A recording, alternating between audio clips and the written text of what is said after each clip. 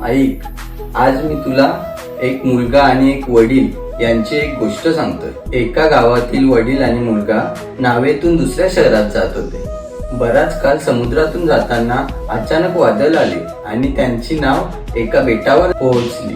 पिता पुत्राला वाटले की आता आपली शेवटची वेळ जवळ आली आहे, तरीही दोघे जण मदत शोधण्यासाठी वेगवेगळ्या ठिकाणी गेले। यामुळे ते दोघेही एकमेकांपासून वेगळे झाले।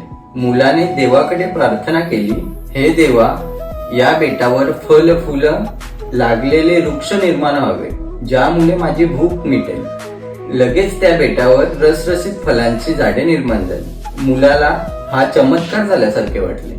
त्यानंतर त्याने देवाकडे मागणी केली की हे देवा, मला या बेटावरून बाहेर पडण्यासाठी एक बोट मिळावी। त्या क्षणी किनाऱ्यावर एक नाव आली। तो नावेमध्ये बसून एकटाच निघाल्यानंतर अचानक आकाशवाणी झाली, हे मुला, तू एकटाच जात आहेस?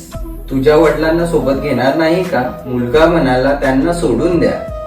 प्रार्थना तर त्यांनीही केली असेल, परंतु तुम्ही त्यांची एकही इच्छा पूर्ण केली नाही। कदाचित त्यांचे मन पवित्र नसेल, त्यामुळे त्यांना त्यांचे फल भोगू दे।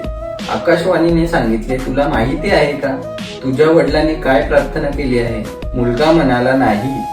आकाशवाणीने सांगितले, तुझ्या वडिलांनी एकच प्रार्थना केली, हे देवा, माझा मुलगा जे काही मागेल ते त्याला मिळू दे। आकाशवाणी ऐकून मुलाला आपल्या चुकीची जाणीव झाली आणि त्याने बेटावर वडिलांना शोधले आणि त्यांनाही सोबत घेऊन गेला। तर आता मला सांग, आपण या कथेतून काय शिकलो?